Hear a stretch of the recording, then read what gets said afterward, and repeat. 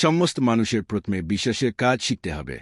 বিশ্বাসের কাজ শিখে বিশ্বাসের কাজের দাওয়াত প্রথমে নিজের পরিবারকে দিতে হবে, তারপর নিজের আত্মীয় স্বজনদের বিশ্বাসের দাওয়াত দিতে হবে, নিজের গ্রামবাসী মানুষদেরকে বিশ্বাসের দাওয়াত দিতে হবে, নিজের থানার মানুষদেরকে বিশ্বাসের দাওয়াত দিতে হবে, নিজের জেলাবাসী মানুষদেরকে বিশ্বাসের দাওয়াত দিতে হবে, দেশে দেশে সফরের মাধ্যমে মানুষদেরকে বিশ্বাসের দাওয়াত দিতে হবে। এইভাবে লম্বা সময় বিশ্বাসের দাওয়াত দেওয়ার পর বিশ্বাস স্থায়ী হয়।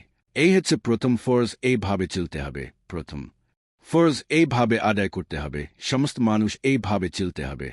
প্রথম ফরজ আদায় করতে হলে এইভাবে চলতে হবে। নতুন কোরআন শরীফের আয়াত।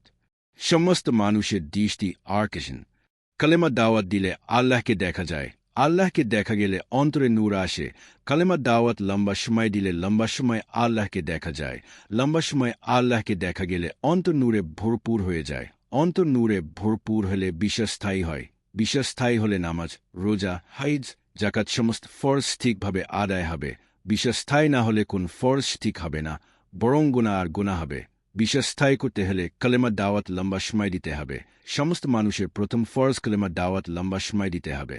সমস্ত মানুষ কালেমা দাওয়াত লম্বা সময় মানুষদেরকে দিলে বিশ্বাস স্থায়ী হবে। সমস্ত মানুষের বিশ্বাস স্থায়ী হলে দ্বিতীয় ফরজ নামাজ পড়তে হবে। সমস্ত মানুষ প্রথমে কালেমা দাওয়াত লম্বা সময় না দিলে গুনাহ হবে। সমস্ত ফরজ ধ্বংস হবে। নতুন কোরআন শরীফের আয়াত।